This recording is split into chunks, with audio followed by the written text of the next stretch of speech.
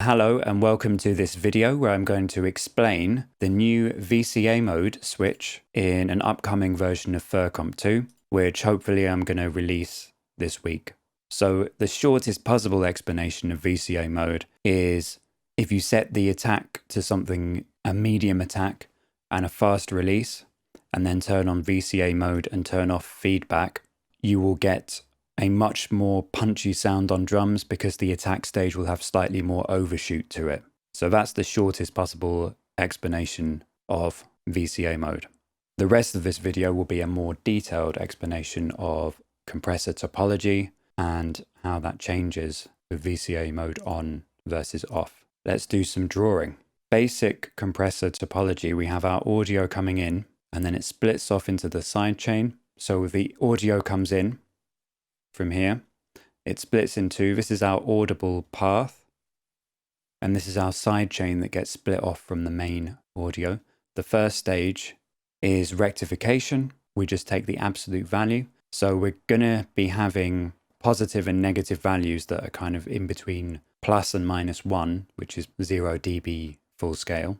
We're going to take the absolute value of that so that we have our bipolar signal, and that becomes a unipolar signal like that. After that, we have the most complicated part of Fircomp 2, and this part is more complicated than the whole rest of the compressor put together, but we're not going to be talking about it in this video. And what should we call this? Let's call it the peak envelope cleaner. Complicated. There we go. And what this does is it's an envelope follower and smoother. It's very digital. It can only be done digitally. It's quite complicated and there's no lag. So if you have this, you can still use Fircomp 2 as a peak limiter because this never lowers the level. There's no lag in this. But this is the main thing that reduces amplitude modulation. And it's in the linear domain. We haven't converted to log yet. And let's give this a title. This is the peak topology. And this is the standard default topology that you get in Fircomp 1 and 2 by default. So the next stage is we're just going to call it log. And all that does is it takes our rectified linear signal, which is usually going to be between 0 and 1, and it converts it to dB. So we could just write dB here, but we just call it log because it's mostly, that's a simplified version. We've got absolute value, we've got the complicated peak envelope cleaner. Now we're in the logarithmic domain, dealing with dB instead of linear values. The next thing we have is the gain computer. So this deals with all the standard stuff, and this is very, very generic and standard. It deals with threshold, ratio, and knee. So it's looking at these dB values, and we're computing the gain on a peak signal, essentially. And then we have the attack, which is kind of an envelope smoother, a bit like a low pass filter. And then we have the release. We then have what I'm going to call EXP for exponential. So all of this stuff here is all looking at dB values in decibels. Now we're going back to linear values. Exponential is a simple way of explaining the maths of what happens. And then finally we have the optional look ahead filter. So we'll just put FIR, which is kind of like an attack or release filter, except it's linear phase, whereas these are infinite impulse response feedback filters. And then finally, we have the multiplication, where the audio signal that you hear gets multiplied by the sidechain. And then you have output is input. The main point to make is that the gain computer happens first, and then we have the attack and the release. The attack and release are also two completely different separate stages that are decoupled from each other. So really, we've got two envelope followers, and the release is just another stage that has its own instant attack, really. And there's lots of other complicated parameters that all go in here, like program dependence and release shaping. But the main point to make is that we have the gain computer working on instantaneous peak values, and then we might have something coming out of here, which is like, change the gain by -3 dB, and then that goes through the attack and release filtering and gets smoothed out. So if we were to look at the output of the gain computer, we'd see something like this, where it's all negative. And then that gets smoothed out. The attack and release will smooth that out like that. That's the standard Fircomp 2 topology, the peak topology. Let's now move on to what I'm going to call VCA topology. Make a couple of points here. It's not an analog emulation, and it still has the digital peak envelope cleaner, which reduces amplitude modulation in a way that's even not possible in an analog compressor. And that's not because this is better than an analog compressor. It's just because we want to reduce distortion because we don't want aliasing. And Fircomp is a fast workflow compressor. It's not really meant to be a character compressor. So we want everything to be clean. So what's different? We have our input. We have our sidechain split. We have this that goes all the way to the output. This is the audio that you hear. So we still have this, which cleans up the signal a lot and can only be done digitally. But what's different now, instead of having 2 attack and release stages, we just have one. So we'll call it attack and release because it's not decoupled. And obviously you can set the attack and release times separately, but they kind of interact with each other in a different way. Then we have our gain computer. Then we have some optional feedback.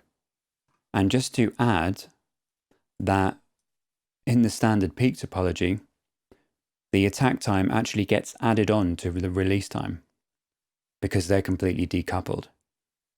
So if you have an attack time of 10 and a release time of 10, your release time is really about 20. And that's fairly standard for any compressor that has this decoupled attack and release stages. So that's kind of not surprising. But here, you don't have that. The attack and release times are not added on to each other. And we've got some optional feedback, and there's a control to control this, which I'll show you later. So the attack and the release ballistics are happening before the gain computer. And then we have our standard stuff, which is convert back to a linear domain, and then our optional look ahead smoothing, and then our multiplication. So it's backwards. We've got attack and release, and then the gain computer. And here we've got gain computer, then attack and release. So what does this actually mean musically? What is going on here that's weird? So you'll notice here that because the gain computer is working on instantaneous peak values, we start attacking immediately, but slowly. Because as soon as a peak value goes over the threshold, the gain computer immediately says we need to do some gain reduction. And then the attack filter smooths that out.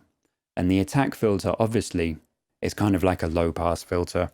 When you go slightly over the threshold, it's going to start moving immediately, but slowly. And then as you go further over the threshold,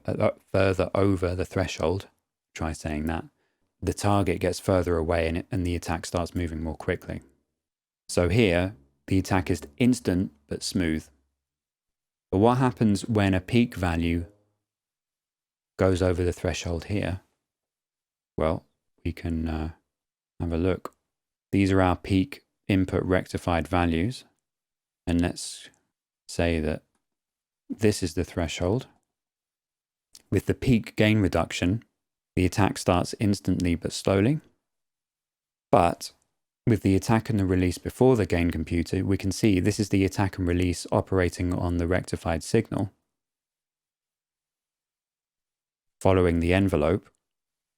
We can see that it doesn't actually go over the threshold until slightly later. So the gain computer literally does nothing. for a short while on the beginning of a peak. So we get a very weird attack gain reduction where the gain reduction does nothing and then starts attacking slightly too fast. And because the smoothing happens below the threshold, and when it gets over the threshold, it's already got some momentum, the attack does nothing and then starts going slightly too quickly. So this is perhaps where some of the grittiness of VCA compressors comes from, is these little discontinuities. This might be complicated to visualize. The way to think of it, if we're looking at gain reduction, the peak one starts immediately but smoothly. The VCA one has a lag and then starts slightly faster. So we get that punch where the beginning of a transient punches through and nothing happens. Okay? So the other thing to mention is the way that a release filter works, or any kind of low pass filter, is that once it's getting closer to its target, it slows down. And you have a weird thing with the release stage as well, where it looks kind of like this. So here we've got time, and here we've got gain reduction, or we'll just call it gain. As it approaches its target, it slows down. But because the envelope following is happening before gain computer, in the VCA topology, the release stage can actually look just like a ramp that kind of starts slowing down and then suddenly stops. But that's only when it is releasing to 0 dB of gain reduction. When it's releasing to, say, -6 to -3, it'll have a smooth curve. So all sorts of weird things happen in VCA mode. We've got attack, we've got release, we've got the release shape, and we've got the program dependence percentage. In the standard peak mode, the release shape, when it's set to 1, and this is just an example, these drawings aren't perfect. When release shape is set to 3, it might look more like this, whereas the same amount of time, but it starts off more quickly. But release shape has no effect on the attack stage in peak mode because they are completely decoupled from each other. But in the VCA topology, because the attack and the release are completely coupled, the release shape affects both the attack and the release shape. So you can see here, we're no longer calling it, when we turn on VCA mode, we're no longer calling it R shape or release shape, we're calling it envelope shape. This is effectively two different envelopes in parallel, and this affects both the shape and the program dependence as well. So weirdly, instead of just being a shape control, this is now a combined shape and program dependence control. And here we've got the program dependence control, which is what happens in the standard peak mode. But if we turn on VCA mode, this now does something completely different. And it's now simply a feedback percentage control. Now, isn't that weird and confusing? Why have I done it this way? Because it sounds like a program dependence control, even though it isn't. Because what happens is, it becomes more like a bus compressor when feedback is on, and more like a channel or track compressor when feedback is off. I hope any of that made sense. I understand that it might not have made sense. I suppose what I should say is, why would you use this? And basically, VCA mode is going to be more punchy with slower attack times. It's going to be more gritty. But in Fircomp 2, we still have this peak envelope cleaner. And it's not an emulation of any particular compressor. This is more like a VCA bus compressor with feedback on. With feedback off, it's more like a VCA channel compressor. But it's not going to be an exact emulation. It's Fircomp's spin on VCA. And I added it purely for drums, because I think Fircomp 2 sounds punchy on drums, but I wanted it to sound punchier. And Fircomp 2 is a peak compressor, but now it's no longer a peak compressor, it's a VCA compressor. I suppose what else I could say is VCA mode is probably a stupid name, because what is a VCA, a voltage controlled amplifier? It's this multiplication here, except that both topologies have a VCA. and it's this part here, it's the multiplication. Other names that we could call it, we could also have called it RMS topology, because well-known compressors that say RMS in them, they're not really doing RMS, it's just it's just kind of low pass filters to a rectified signal. Or we could have just called it, an envelope. So VCA is really completely the wrong name, but I've called it that because it's what it reminds me of. So I hope that made sense. I realize that this video hasn't had any audio examples, and I think I might do some in another video, but this is just a technical explanation. So thanks for watching, and I hope that was interesting.